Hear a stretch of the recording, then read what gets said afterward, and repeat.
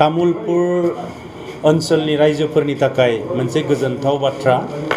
थांनाय 2002 मायथाइनि जानुवारि दानाव आसामनि बयजोंबो अनसायजानाय मुंदांखा जोंनि गिबि मन्थ्रि बिथाङा जोंखौ तामुलपुरखौ गंसे जिल्ला हिसाबै डिक्लेयार खालामदोंमोन।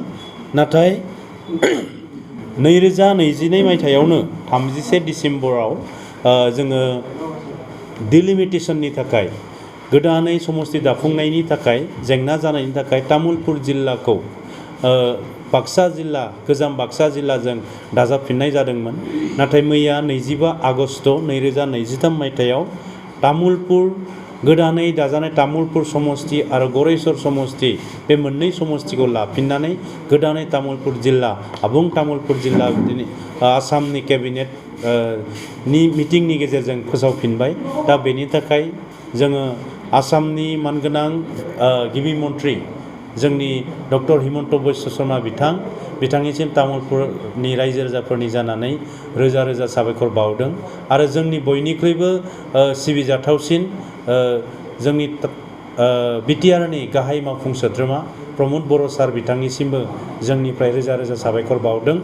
लोगोसेनो आसामनि केबिनेट मन्थ्रि इउजि ब्रह्म बिथां आरो गासैबो आसाम केबिनेटनि मन्थ्रि बिथांमोननिसिम तामुलपुर ओनसोलनिफ्राय जों रोजा रोजा साबायखर बावबाय।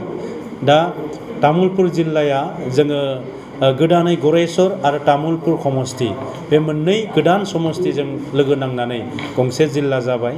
दा बेखायनो जिल्ला हिसाबै जों मोनफिननानै दिनै जोबोर गोजोननाय मोनदों आरो मिजिंथिदों तामुलपुर जिल्ला जोङो गुबुन गुबुन जिल्ला बायदि आसामनि गुबुन गुबुन जिल्ला बायदि जों बेवहाय माखासे जौगानाय खामानिखौ गोग्गोमै मावलांनो हागोन। हिसाबै आबुं जिल्ला जानोब्ला जोंनो सम्पुर्ण जिल्लायाव जिखिनि जोंहा क्राइटेरिया थायो गंसे जिल्ला जानो थाखाय बै मोनफ्रोमबो अफिस बै गभर्नमेन्ट अफिसफोरखौ मोनफुंनांगौनि थाखाय जोंहा बिटिआर सरकारनिफ्राय आरो आं तामुलपुरनि जिल्लानि बा एमएलए हिसाबै आं बैफोर खामानिखौ आसामनि मुंदांखा गिबि मन्थ्रि बिथांजों जोङो सावरायलायनानै थाबैनो मावफुंनो थाखाय जोङो खामानि मावगोन। अलरेडि एसपि दंखायो जोंहा जिल्ला हिसाबै एसपिआ खामानि मावगासिनो दङ। दा जोंहा डिसि एडिसि इनचार्ज हिसाबै खामानि मावबाय थादोंमोन। दा जों नै डिसि मोननो हासिगोन। दा अफिसफोरनि गेजेराव डिसि अफिस जोंहा अलरेडि लुफुंनाय सोलिसिगोन। बेनि अनगायैबो जि जोंहा डिस्ट्रिक्ट कर्टनि बाथ्रा फैबाय बेवहाय बिभिन्न दिनैहाय डिटिअनि बाथ्रा फैबाय डिटिअ अफिसबो जोंहा लुफुंनाय सोलिगासिनो दङ। दा ट्रेजारिनि बाथ्रा दोङो जेलनि बाथ्रा दोङो अल टटेल गंसे आबुं जिल्ला जानो थाखाय जायफोर अफिस आदालत बेवहाय जोंनो गोनांथि दङ बैखौ गासैखौबो थाबैनो आसाम सरकारनिफ्राय रायज्लायनायनि गेजेरजों लाबोनानै बेखौ गायसननो थाखाय जोङो खामानि मावलांगोन। नैबे तामुलपुर गोदान जिल्लायाव तामुलपुर गोदान समस्ति आरो गरेस्वर गोदान समस्ति मोननै समस्तिजों लानानै मोनसे गोदान जिल्ला दाजादों।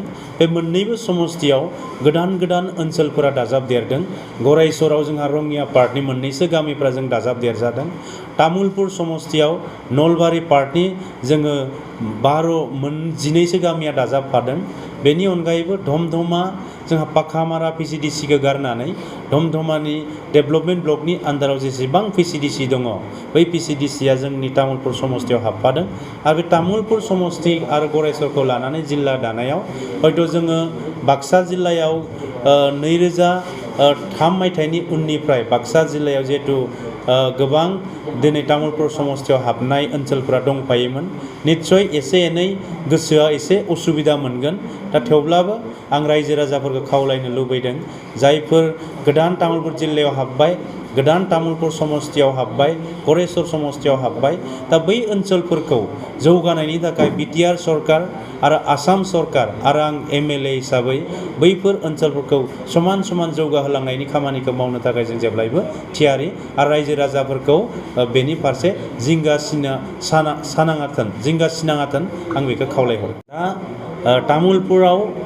तामुलपुर समस्तिनि आङो सासे एमएलए हिसाबै बेवहाय गुबुन गुबुन हारि माहारिफोरजों गोरोबनानै माखासे खामानि मावलांनो थाखाय जोंहा थि खालामदों। बेनि अनगायैबो जोंहा बेवहाय सोलोंथाइ गंनै भेन्सार कलेज दङ बे भेन्सार कलेजखौ जोंहा गभर्नमेन्ट खालामनांगौ बे जोंनि आंनि MLA हिसाबै मेजर दायित्व मानोना बेवहाय गंसेबो गभर्नमेन्ट कलेज दासिमबो जायाखै दा बेखायनो बे गंनै भेन्सार कलेजखौ जों सरकारि खालामनो थाखाय आसाम सरकार आरो जोङो दिनैहाय रायज्लायगासिनो दङ आरो खोथा होदों आरो माखासे खामानि सोलिगासिनो दङ लोगोसे मडेल डिग्री कलेज जोङो खमैबो 2 बोसोरसोनि उनाव जों बेवहाय एडमिसन लानो हानाय जासिगोन कुमारिघाटानि दाउगांबारियाव लुफुंबाय थानाय जादों आरो जोंहा जिल्ला हिसाबै DC अफिसखौ जोङो साननैसोनि उनावनो स्टार्ट खालामगोन लुनायनि थाखाय SP अफिस जों स्टार्ट खालामगोन बेनि उनाव मेडिकेल कलेज जोंहा लुफुंनाय सोलिगासिनो दङ बेनि उनाव माखासे दालांफोर मेजर दालां लोगोसे गोबां जौगानाय खामानि बे खामानिफोरखौ जोङो दिनैहाय बेवहाय मावफुंनो थाखाय सिगांदों बेनि अनगायैबो सोलोंथायारि माखासे फसंथान बेखौ गोदान जिल्ला हिसाबै आसाम सरकारजों रायज्लायनायनि गेजेरजों BTR सरकारजों रायज्लायनायनि गेजेरजों BTR सरकारनिफ्राय माखासे सोलोंथायारि फसंथान बेयाव गायसननो थाखाय जोंहा माखासे लाहार फाहार खालामखानाय दङ आरो आसाम सरकारनिसिमबो जोंनिफ्राय दाबि थागोन जिल्ला गोदान हिसाबै जोंहा बेवहाय माखासे जिफोर अनुस्थानफोरखौ जोंनो गोनां दङ बेफोरखौ थाबैनो मावफुंनानै होनो थाखाय